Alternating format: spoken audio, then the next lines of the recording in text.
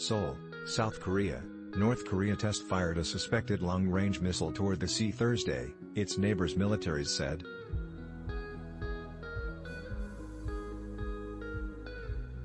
The launch, which extended North Korea's barrage of weapons tests this year, came after the U.S. and South Korean militaries said the country was preparing a flight of its biggest yet intercontinental ballistic missile.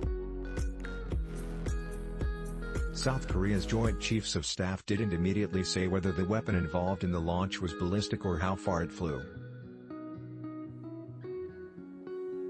But Japan's Vice Defense Minister Makoto Oniki said the missile, which reached a maximum altitude of 6,000 kilometers (728 miles), was possibly a new type of ICBM.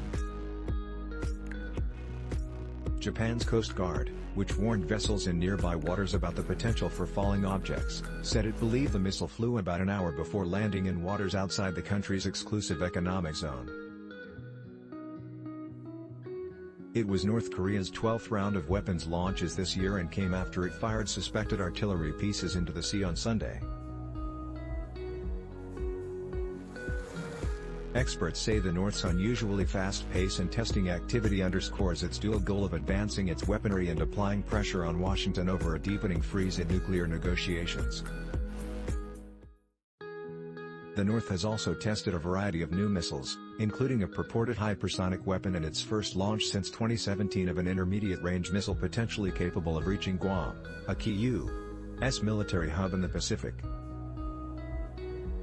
It also conducted 2 medium-range tests in recent weeks from Sunan, home to the country's main airport, that the U.S. and South Korean militaries later assessed as involving components of the North's largest ICBM.